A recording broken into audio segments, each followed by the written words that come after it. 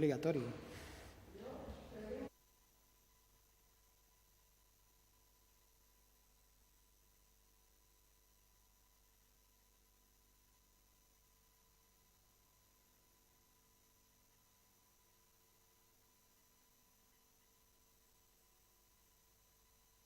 Cuando queráis, ¿estáis todos? Cámara. Buenos días, gracias por vuestra asistencia a esta rueda de prensa tras el Consejo de Gobierno que hoy ha tenido lugar. En primer lugar, queríamos informaros del programa que se ha aprobado hoy, que está dentro del Plan de Empleo Joven. Estamos hablando del programa de escuelas de segunda oportunidad, un programa del Servicio Extremeño Público de Empleo, cuyo objetivo de este programa de segunda oportunidad es mejorar la empleabilidad a través de la orientación, el acompañamiento y la capacitación, favoreciendo la integración profesional y social, incrementando las oportunidades laborales de los jóvenes de 16, fundamentalmente, a 30 años, haciendo hincapié en aquellos entre 16 y 25 años. Como digo, este es un programa, el de segunda oportunidad, dentro del Plan de Empleo Joven de Extremadura y está dotado con 2.114.000 euros. ¿Por qué es importante el programa de segunda oportunidad? En Extremadura, en los últimos 7 años, desde el año 2015 hasta el año 2022, hemos sido capaces de bajar la tasa de abandono escolar en 10 puntos. Acordaros que en el año 2015 la tasa de abandono escolar se situaba en Extremadura en el 24% y en estos momentos está en el 14%, la tasa más baja de abandono escolar de toda nuestra historia. En el último año, y según los datos del mes de marzo, hemos sido capaces de incorporar al mercado laboral 4.843 jóvenes en Extremadura. Pero aún así, el número de jóvenes que en estos momentos están desempleados es de 17.000 jóvenes en Extremadura.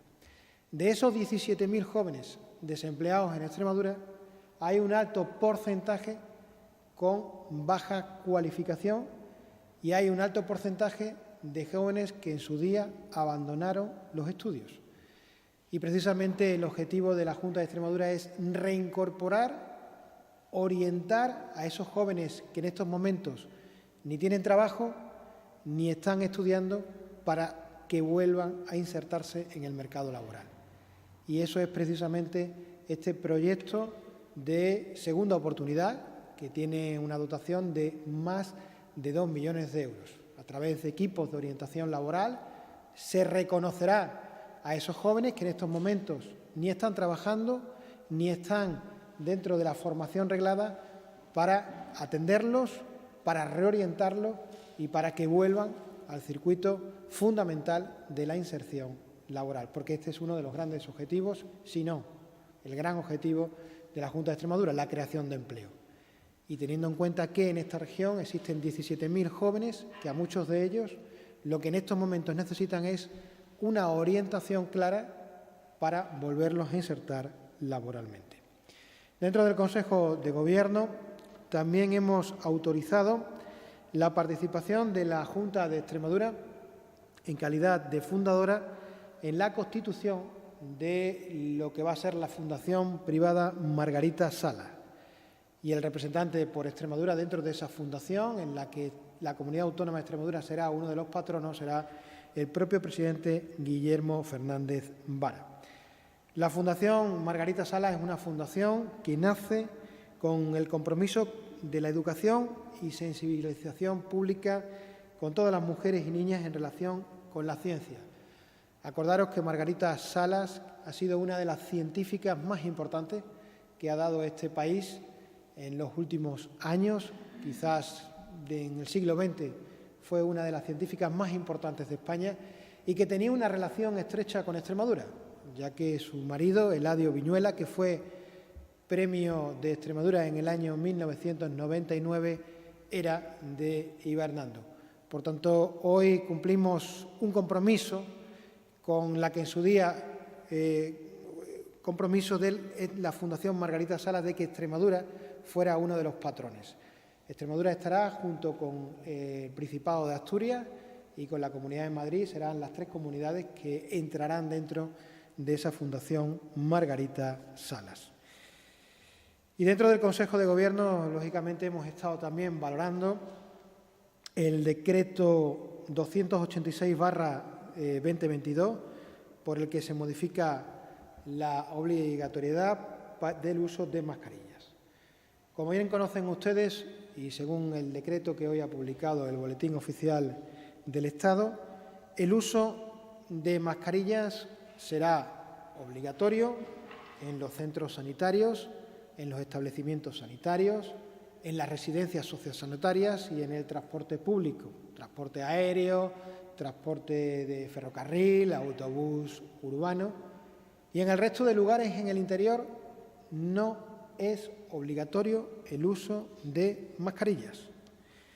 Desde la Junta de Extremadura lo que recomendamos es que en todos los centros de trabajo haya un acuerdo de los equipos de prevención de riesgos laborales con los comités de empresas de los diferentes centros de trabajo para hacer, como digo, una recomendación sobre la obligatoriedad o no del uso de mascarillas. Porque es verdad que el decreto, en principio, dice, y es muy claro en ese aspecto, que no es obligatorio el uso de mascarillas en los centros de trabajo. Pero también es recomendable que los equipos de prevención de riesgos laborales de esos centros de trabajo pues den su opinión al respecto. Y le pongo un ejemplo. En las obras de construcción, los trabajadores llevan casco. ¿Por qué llevan casco? Pues porque hay una recomendación de, en este caso, prevención de riesgos laborales para que en esas obras se lleve casco. Por tanto, yo creo que hay que esperar a que en los centros de trabajo, pues esos equipos de prevención de riesgos laborales, pues se pronuncien. No obstante, y en estos momentos, y según el decreto, no es obligatorio, como digo, el uso de mascarillas. Que no sea obligatorio el uso de mascarillas no quiere decir que aquellos ciudadanos o ciudadanas, aquellos trabajadores o trabajadoras que la quieran llevar en su centro de trabajo, pues la puedan llevar, como no puede ser de otra manera. Y por eso nosotros lo que queremos apelar es a la ciudadanía extremeña. Miren, después de 700 días casi con mascarilla, esta sociedad es una sociedad madura. La sociedad extremeña es una sociedad madura, que perfectamente ha comprendido en qué situación de la pandemia estamos y que perfectamente sabe lo que tiene que hacer. Esta comunidad autónoma, los ciudadanos de Extremadura, han sido capaces de ser los que mayor ritmo de vacunación han llevado de toda España, porque han sido gente responsable y, por tanto, nos sentimos muy orgullosos de ellos. Y como esta sociedad es una sociedad madura, como los extremeños y las extremeñas son una sociedad madura, nosotros apelamos a que ellos decidan el uso de las mascarillas, porque además se la han ganado. Durante estos 2 años, los extremeños y las extremeñas han dado una lección en la pandemia de cómo hacer las cosas adecuadamente y conforme a las recomendaciones sanitarias. Me pongo a vuestra disposición por si hay alguna pregunta. Sí, buenos días. Me gustaría saber si ha habido alguna orden de los riesgos laborales dentro de las consejerías de la Junta para mantener la mascarilla un tiempo, hasta que lo decidan riesgos laborales, un poco cómo está el sector público en la Administración aquí en Extremadura. Pues depende de cada centro de trabajo.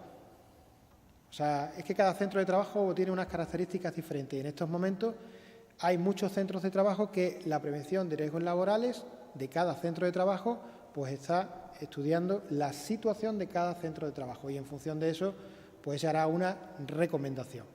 Pero claro, es que depende de la tipología del centro de trabajo, porque cada centro tiene unas características y, como digo, en estos momentos, desde prevención de riesgos laborales de cada centro, pues está haciendo un estudio de lo que dice el decreto y de las características de ese centro de trabajo. ¿Más preguntas? Hola. El Diario Oficial de Extremadura publica hoy un acuerdo para la creación de una comisión bilateral de cooperación con el Estado porque hay unas discrepancias en la Ley de Presupuestos de 2022. Quería que nos explicara en qué consisten estas discrepancias y, bueno, en qué va a consistir la negociación. Pues el tema lo lleva, lógicamente, en este caso, la Consejería, la Vicepresidenta Segunda. Vamos a pasarle el tema a la Vicepresidencia Segunda para que le aclare esa comisión bilateral exactamente en qué consiste. No quiero meter la pata, entiéndeme, y vamos a pasarle esa pregunta a la Vicepresidencia Segunda para que aclare esa comisión bilateral. ¿Más preguntas?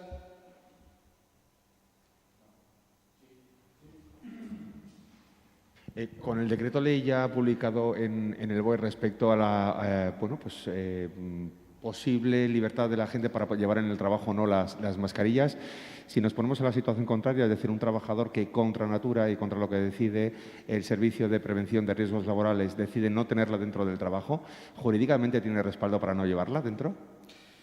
Es algo que estamos estudiando. Por eso te he puesto antes el ejemplo de un trabajador de la construcción que tenga que llevar casco porque así lo advierte su Servicio de Prevención de Riesgos Laborales y no lo llevara. Tendría consecuencias. Por eso te he puesto ese ejemplo, porque estamos ahora mismo empezando.